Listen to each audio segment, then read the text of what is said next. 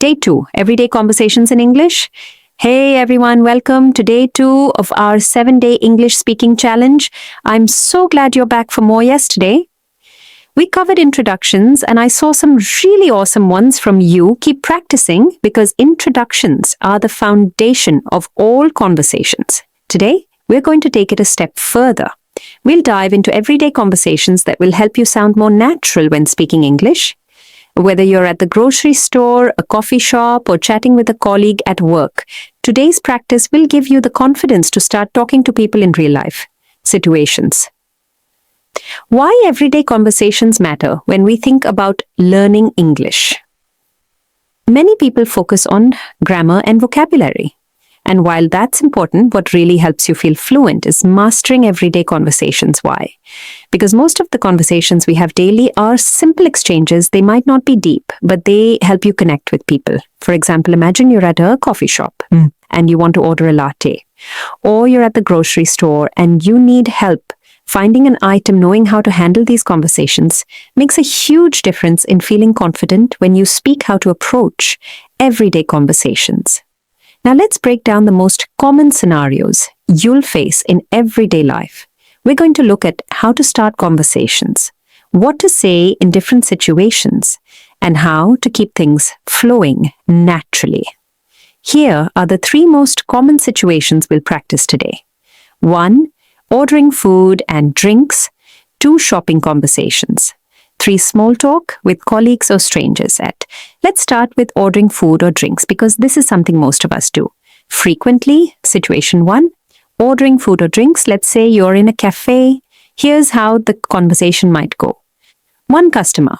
Hi, I'd like to order a coffee. Please, tooth server. Sure, what kind of coffee would you like? 3 customer. I'll have a latte. Please for server. Would you like that? Hot or iced? 5 customer. Hot please. Can I also get a croissant? 6 server. Of course, anything else? 7 customer. No, that's all. Thank you. When you're ordering food or drinks, it's important to use polite phrases like please and thank you.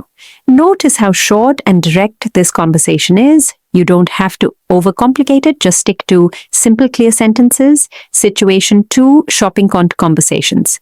Now, let's say you're at a store and you need help finding something. Here's how you could approach the conversation. 1 customer, excuse me, can you help me find the bread aisle to store assistant? Sure, it's in aisle 5, just down there to your left. 3 customer, thank you. If you need to ask for more information, you can say, do you know if this is gluten-free? Can I get a larger size? Is this on sale? Being able to confidently ask for help when shopping is such a practical skill and it's something you can practice every time you're out. Situation 3, small talk with colleagues or strangers. Small talk can be tricky, but it's something we all do whether we realize it or not. You don't need to have deep conversations, just simple exchanges. Here's an example of small talk with a colleague. 1 colleague, morning, how's it going to you? Hey, I'm good, thanks. How about you? 3 colleague, doing well. Busy day ahead for you. Yeah, I've got a few meetings lined up. How about you? You don't need to overthink small talk. It's just about showing interest and being friendly. You can talk about simple things like the weather, work, or weekend plans. Day 2 challenge. So here's today's challenge. 1 practice. Every day. Conversations in 3 different situations. Ordering food or drinks shop, shipping and small talk. Write down a short dialogue for each one, just like we practiced here.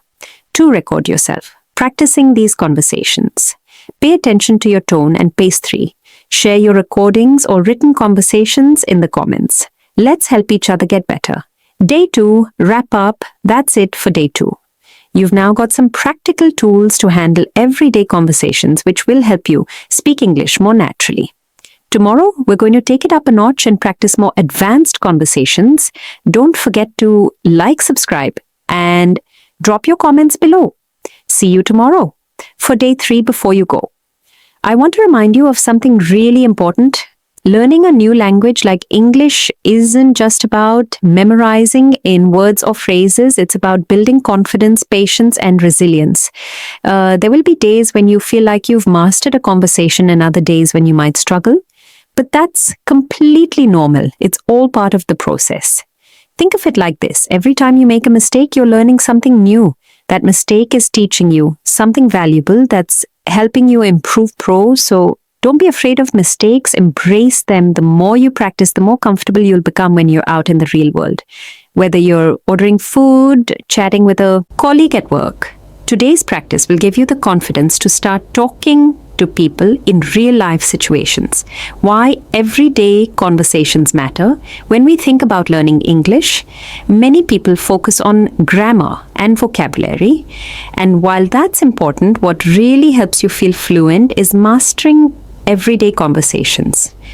Why? Because most of the conversations we have daily are simple exchanges. They might not be deep, but they help you connect with people. For example, imagine you're at a coffee shop and you want to order a latte, or you're at the grocery store and you need help finding an item. Knowing how to handle these conversations makes a huge difference in feeling confident when you speak. How to approach everyday conversations. Now let's break down the most common scenarios you'll face in everyday life. We're going to look at how to start conversations, what to say in different situations, and how to keep things flowing naturally. Here are the 3 most common situations we'll practice today. 1. Ordering food and drinks. 2. Shopping conversations. 3. Small talk with colleagues or strangers. And let's start with ordering food or drinks, because this is something most of us do frequently. Situation 1. Ordering food or drinks. Let's say you're in a cafe. Here's how the conversation might go. 1 customer.